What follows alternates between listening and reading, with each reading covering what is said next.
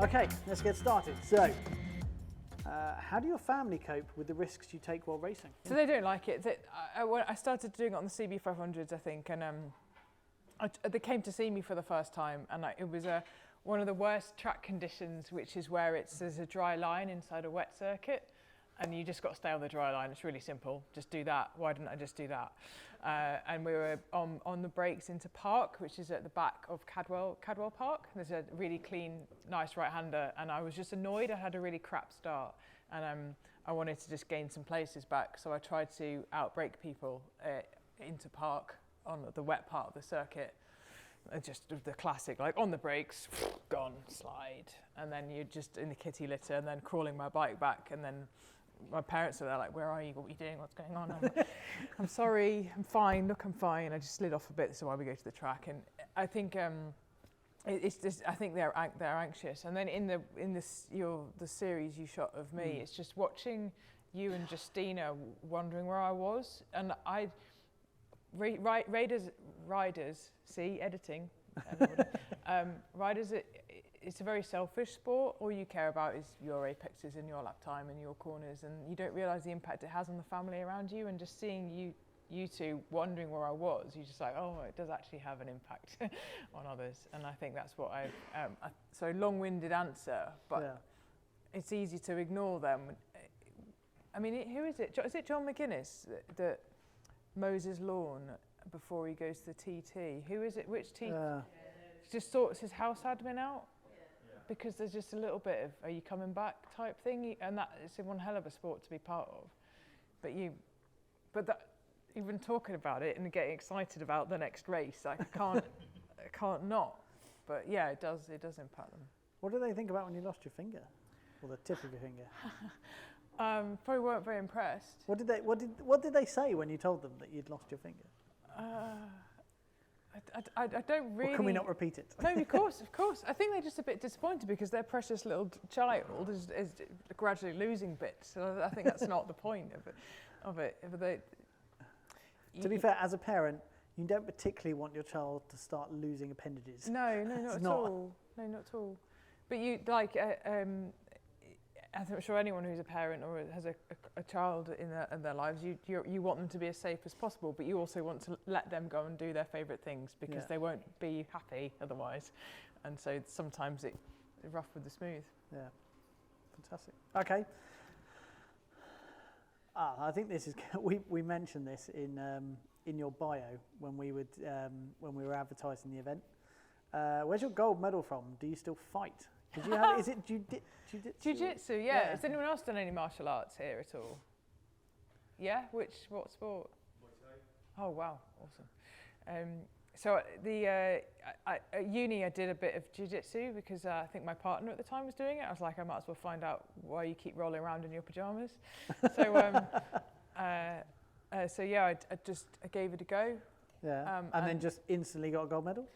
Well, it was partly.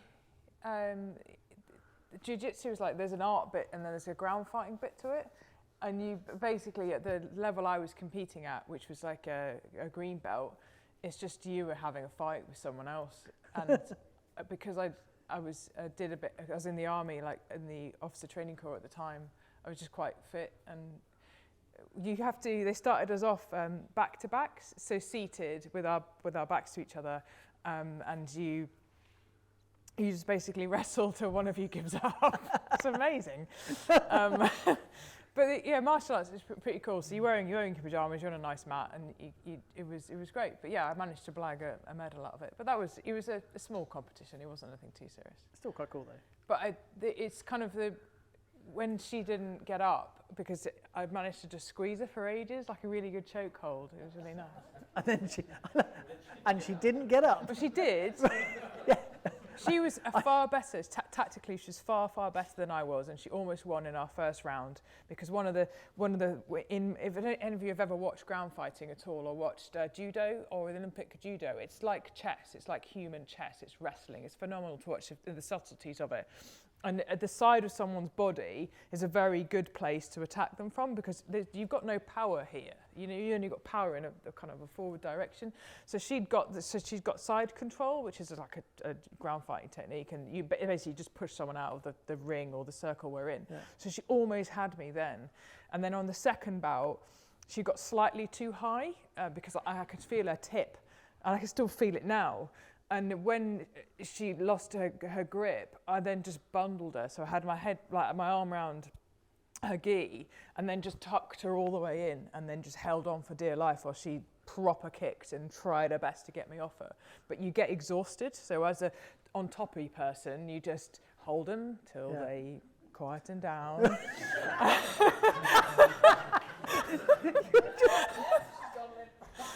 Yeah. It's like you're this far from away going, by the way, I'm an assassin. I'm really not. She made one mistake, and fortunately I capitalised on it for the medal. Very cool. Anyway, sorry.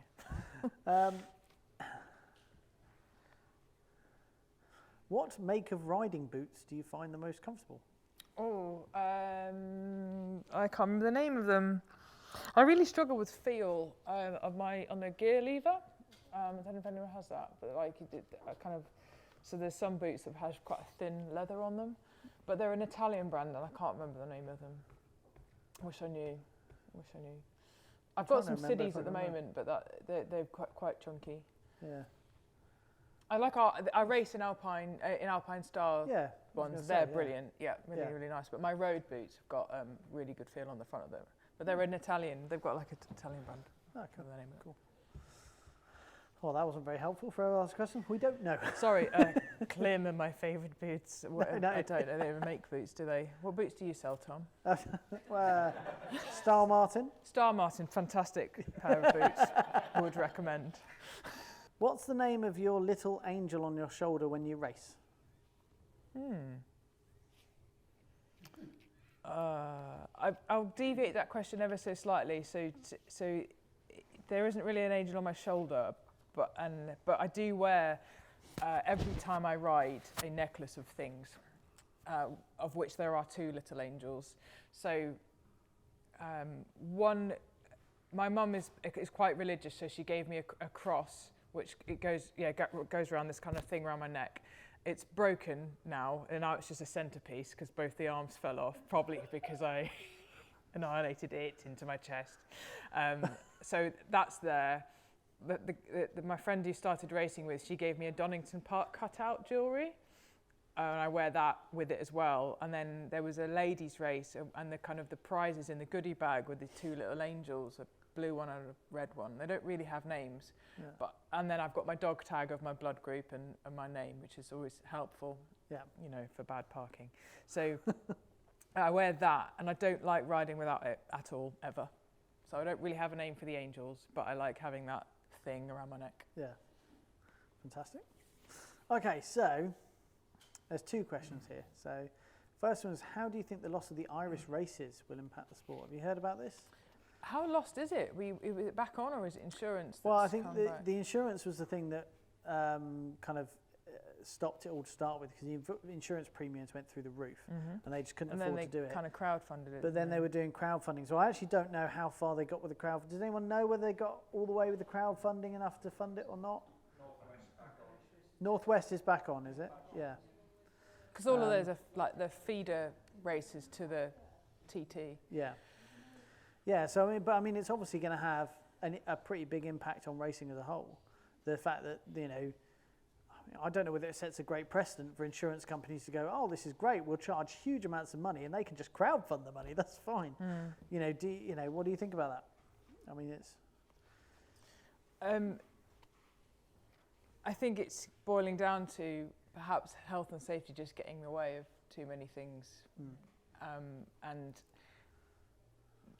the road racing being the greatest show on earth is something that only exists because you have a feeder mechanism for people to try out less intense versions of the TT circuit. And to have smaller road races being affected by insurance or the need to pay for more is definitely a risk. But even it depends. It's more of a conversation than me rambling on about something, but how we bring the next generation into racing is, and or riding in general, is it probably a risk, whether the right bikes are available and the right opportunities are available for people without the immediate cash that we might have as adults to get into the sport. Yeah. So I think it's a bit of a concern, both of reaching that pinnacle of like ultimate road racing, but even to have Thundersport leave, and then how does BSB have a feeder organisation? It's all kind of, it all builds up. I mean, it's all it all seems to be getting more and more difficult to do these things now. Mm-hmm. And I think you also have the problem now that, you know, insurance companies, you know, they have to insure these events, because half the time, as many disclaimers as you sign doesn't stop people, you know, family of people who have accidents suing later on and things like that. But if you don't give an avenue for people to do the crazy thing, people are going to try and do the stupid things without that safety blanket of a controlled race environment. So we're still going to go and get our kicks, and the racers are still going to want it, but you're going to do it in a less, even more dangerous environment. More dangerous environment, yes. So I kind of related the same question, from the same person. Do you think the positives in racing outweigh the risks? Absolutely. Absolutely. Because who wants to go and watch a car race? Like, I mean,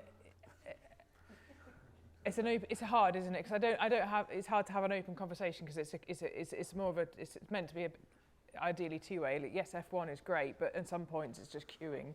But when you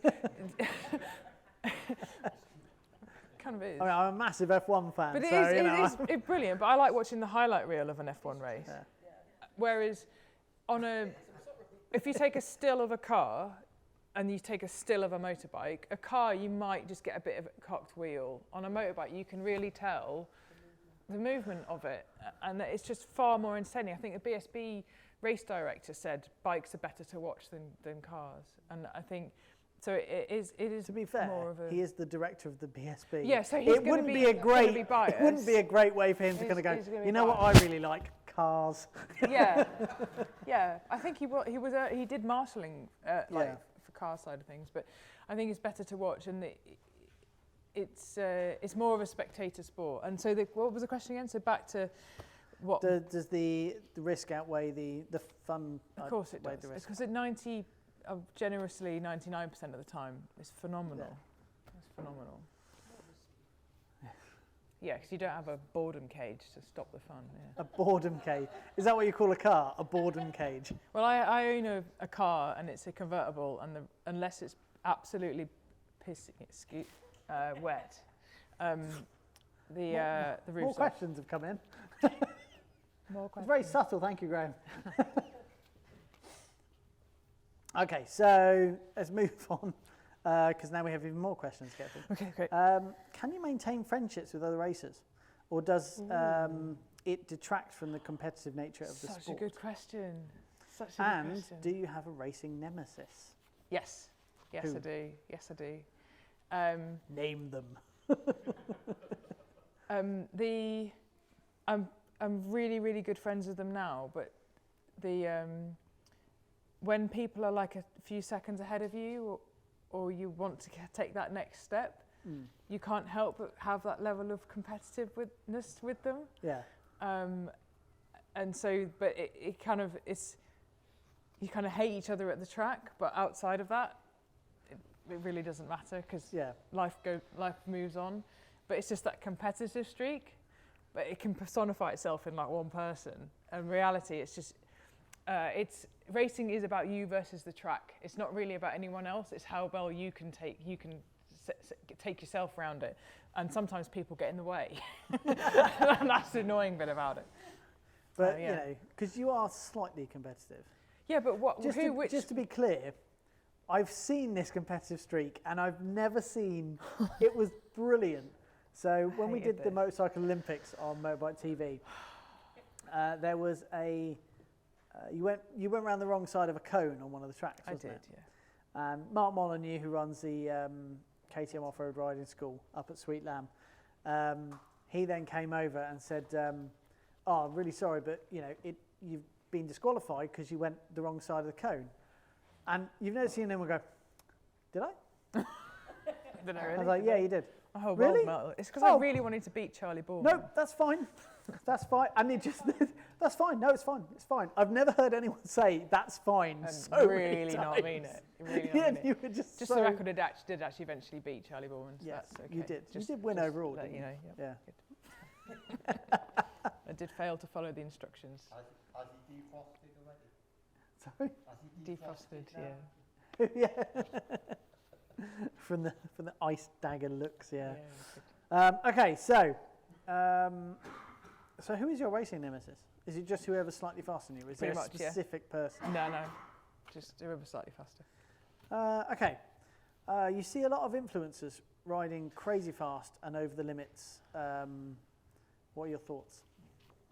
Because obviously doing public roads, I'm guessing, is On what public they're talking about roads, here. yeah. It's everyone rides their ride however they want to, so be it. Who keeps writing Yeah. all of these questions? Rana keeps writing questions and asking Graham to come and deliver them for him. Yeah.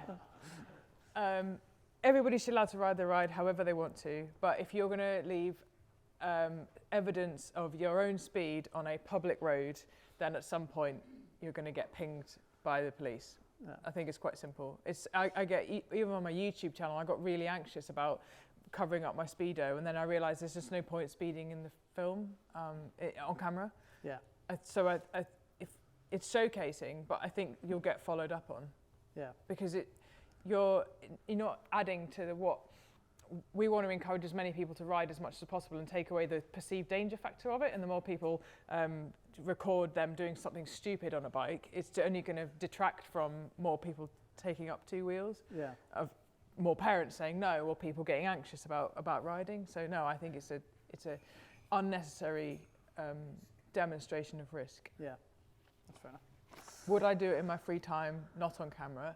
Perhaps yes. Perhaps yes. But of course, But we've all yeah. explored a little bit of our limits on the road, but probably in a road that you know well at the right time, where we Yeah. are going to just stretch its legs a bit. But we're riders. Like, That's what we do. M4, 4 o'clock in the morning, no one on the road at all, apart from one unmarked police car, Yeah. and 5 points on my licence. Well, I got Yeah. brand new Skoda VRS. Don't do Have it to try on out. good Yeah. roads. Do it Yeah. do it on your back streets. That's the best way to do it. Okay. Would you try any other type of motorcycling, like adventure or off-road? But you do. You do the flat track and Tracking. stuff like that. Yes. but- Yeah. So I've explored a little bit of motocross, and I've trained. I learned how to flat track with the Champions Flat Track School, and then what we recorded with you at Sweet Lamb was Yep. more of just riding off road. So yeah, I feel like that's my next journey to explore is adventure biking and trying to do more off road stuff for sure. Cool. For sure. I did the Honda Africa School in South Wales, I think. I don't know specifically where, but that was brilliant. They're really, really good. Has anyone else done any off road schools? Yeah. Yeah, I thought it was. That was obviously KTM's, wasn't it, with them? Nice. Rana's done the Sweet Lamb up there as well, haven't you? Yeah. It's There's so much. I started doing off-road stuff because I wanted to be more confident on road in the wet, because I wanted to feel what slip and movement felt like under the bike, because I wanted to improve my wet riding skills. And I think the best riders are probably off-road riders that have moved to the road, because you're just happy with that play and that oil patch that cuts you out, or that bit of paint that's just ruined your day, or that kind of stuff. I think it does improve your riding relaxes a lot. you a lot, Yeah, yeah. and I think it's you don't panic when you feel the back end. Yeah, 'cause going, normally because the you know default is what that to- feeling means. Yeah. Whereas if you've only done ride, the first time that happens, it's like, what on earth is Yeah, going on? yeah, it's not pretty. Yeah. If you had to choose one bike to ride for the rest of your life, what would it be? Ooh. And I'm gonna add some clarification to that. Okay. So it's one bike. So if it's not an off-road bike, you won't be able to ride off-road. If it's not an on-road bike, you won't be able to ride on-road. No, no, that's not fair. Why? Because you can ride Oh it. no, you can have a bike. What I'm saying is, if you choose a sports bike, If I wanted to ride it off-road, would I could though. by all means, if you what I'd you're agree going to laning on an R6, it'd be amazing. That's very Yeah. true. Okay, Go on, okay then, but what would it be? I actually, it would be a single cylinder, because I think there's just something brilliant about a happy little single. It takes you right back to that, putting cardboard on the back of my push bike. I think it would be a single. And I remember riding a 500cc Fantic Caballero. And, Yes. and I got Claire, do you know Claire, who presents Yeah. Adventure Bike TV, the sister show? Yeah.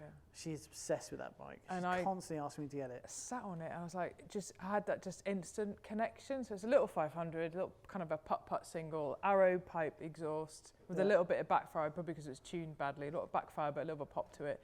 Incredibly comfortable. And then it would get to about 70 or 80 and kind of top out like singles do, where it just runs out of puff. And it was just a giggle. It's just like, it took away all the ego and energy and presence of everything that we strive for, and the speed. It's just, it is what it is. Rides well, on road and off road.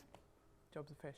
Because they had one at the Giacatti when we were Yeah. filming it there, didn't they? Yeah. Is that the one you rode? is it? No, it was a bit earlier on in Bristol earlier. Yeah. It's, But yeah, Fantic. yeah. I'll go Fantic. I've been trying desperately, because Claire's so desperate to get one. But trying to get hold of any of that. If anyone from Fantic is watching this, Yeah. we have been trying to contact you to get one of these bikes to test. There's a shop I know. I'll come up with the name with it. I'll let you know. Oh, wicked, cool. There you go. Dealer. Okay. Good question though, that one. Nice.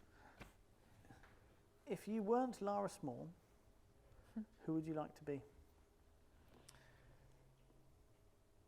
Do you know what the really arrogant answer is? No. I am perfection. No, I'm all right. Yeah, you're happy being you. All right, thanks. Yep. Yeah. Cool. Because we're all the masters of our own destiny, aren't we? Crack Yeah. on. I like it. Okay. Why the Royal Engineers? Yes, Royal Engineers. Has anyone else got any military connections in here before I dig myself a huge hole? You're RAF, that doesn't count.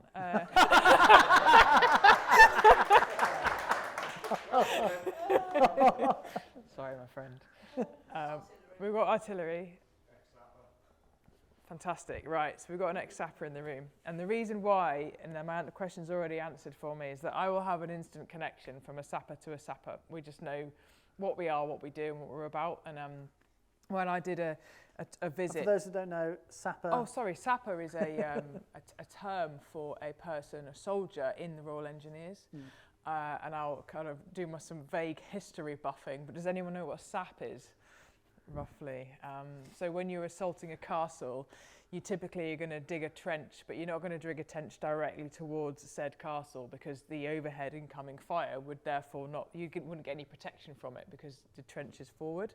So a sap is a diagonal approach to the fortifications of a building, where you both get forward movement of troops but protection from incoming fire. So sappers in the Royal Engineers would build saps and they'd dig entrenchments that would zigzag their way to a destination.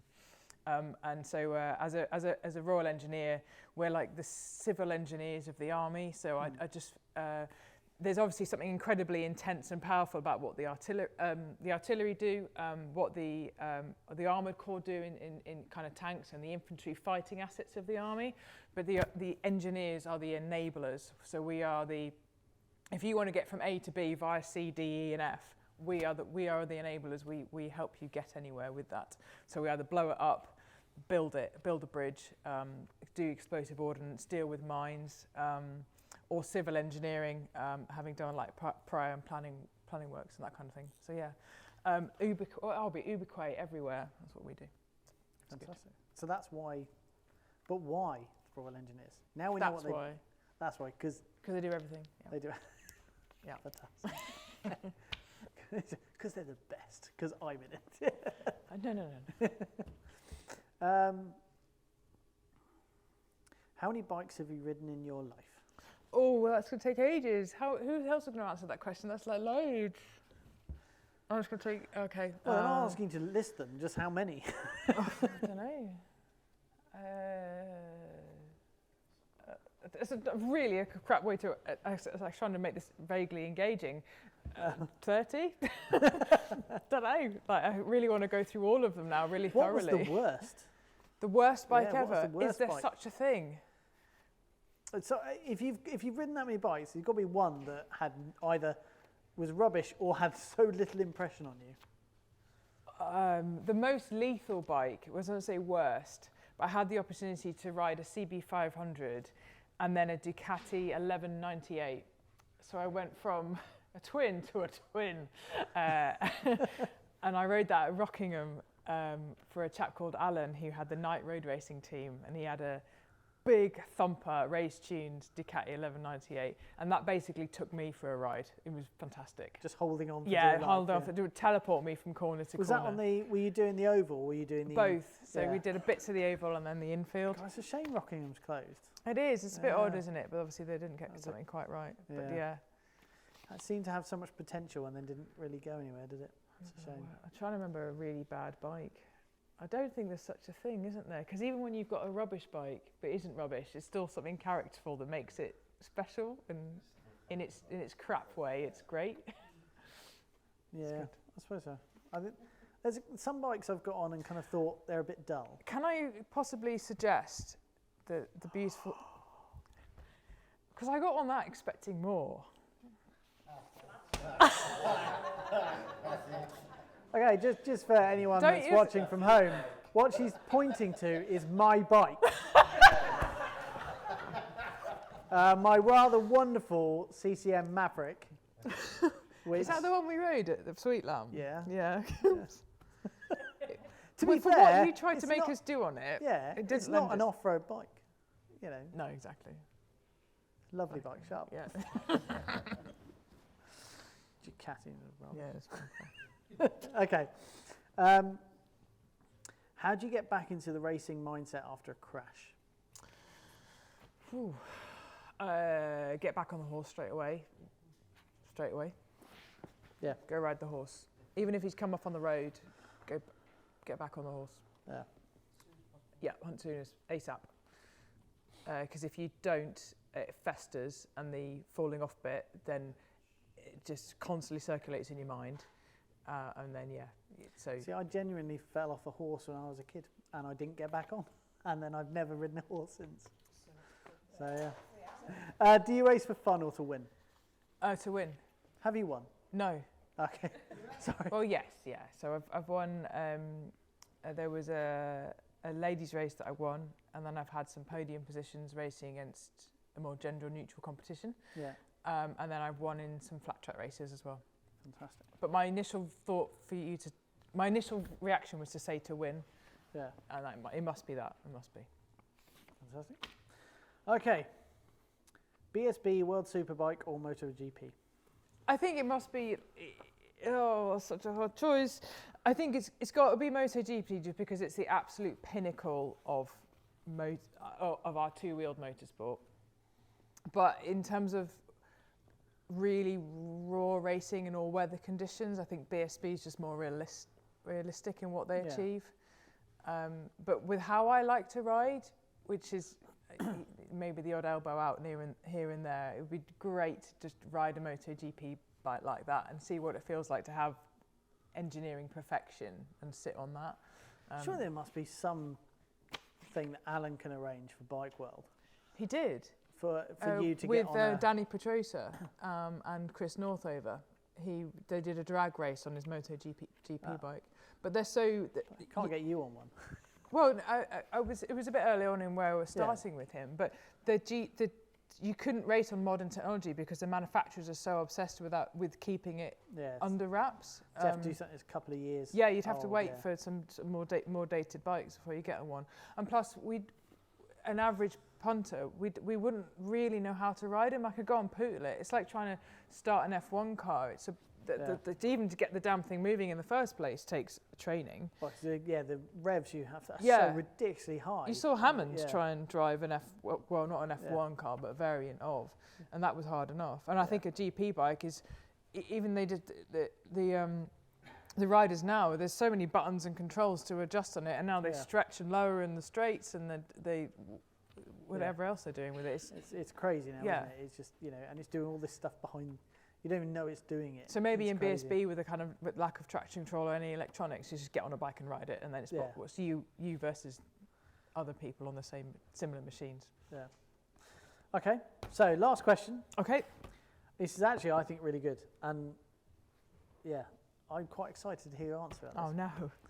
Now you've stopped road racing, would you consider rallies like the Dakar Rally? It's a great question. I've not actually thought about it. I wish I could give a more interesting answer. I wish haven't done any kind of training, but I guess it would be a great adventure. I mean, it sounds like it's right up your street, and I think you know, because I've seen you do off-road riding as well, you know, and you're pretty. Dakar's a bit Pretty- cheeky though, as in. Yeah, but there's other ones you can do on the way there. Yeah, know, you train up to it, wouldn't you? Yeah. Yeah, you take little bite-sized chunks of the problem. Yes, absolutely. Yeah. Yeah. Because Write we've it got the 990 rally bike here. You can have a go on that. Get Okay. you some rallies. We'll get you up to Sweet Lamb. Mark Mollen, you can do some training for you. Perfect. There you go. Yep. You Challenge will do a rally. Challenge accepted. Fantastic. Great Right. questions, everyone. Thank you.